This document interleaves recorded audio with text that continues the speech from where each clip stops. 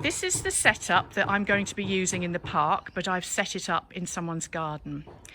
And each of the barriers is going to be covered in a tarpaulin that's going to be taped down so it can't be pulled away by any of the dogs. Each place will have a chair, a mat, a toy of some kind and a chew. This I will provide, and I will wash and disinfect the toys each time.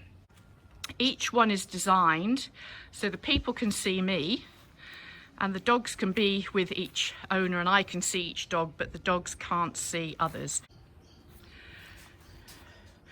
If I'm teaching here, this also gives me the possibility of being able to walk to each person and give some instruction, whilst also being able to keep an eye out on the other people around. So at no point will I completely have my back to any person. This will also stop me being able to go in and actually interfere, because the idea is I'm not doing things with their dogs, they are. When they come in, first of all, in the park where I'm setting it up, they'll be coming in from the right, which is over here. And so what we'll do is we'll take them round the back of the chairs. The first dog will go round the back of the chairs, and I will get the owner to come and sit and settle their dog and play with their dog and their chew here. And as they come in, I'll lead each one so that none of them are crossing in front of each other. And then the last one will come and sit here.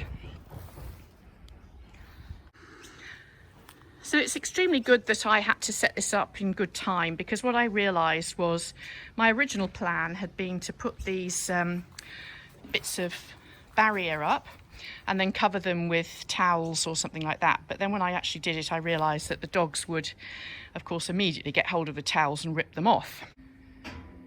So this is the final version after various discussions, where we have a waterproof cover over the wire frame, and the wire frame, when it's in grass, sticks into the grass. There's rods that stick in there. Obviously on here I can't do it. So yes, we're happy with it. When the dogs leave, I will get them to leave obviously in the opposite direction. So I'll get them to go from this one first, out the back to the right, which is in that direction, and then the second one, third, fourth, and so on, and then they'll all be able to exit. I will then wash and disinfect all the barriers, put the mats in the washing machine with the softer toys, and disinfect the harder toys, and they will obviously take the chews with them. This is the site I'm going to be using, which is a park, very small little park that virtually no one comes to at the moment. There's no access to it down the link road because of some construction work, but when it's open again, that will be just a few parking spots for disability parking or for dropping off. But actually most of the time there's no car access at all.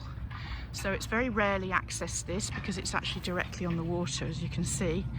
And then it is worth making the point that I did a full health and safety analysis of this site for a previous assignment. I did identify that there could be issues in terms of weather, if it got very windy, or mainly wind I thought would be the main thing.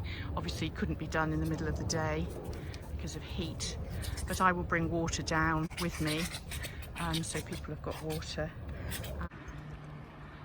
Access to the site normally in the old days was down that way, and once the work has finished this will be free again for access. Once I've dropped my materials off, I'll be able to come back up and park here, and my clients, if they're driving, will park here as well. If for any reason they have access issues, they can drop people off at the bottom and then come back and park. The other thing I will have is a first aid kit, just a small first aid kit in case anything happens. So in terms of storage, I just basically have a garage where I'll keep everything, and I will also get rid of the rubbish in a black bag and put it in my rubbish bin.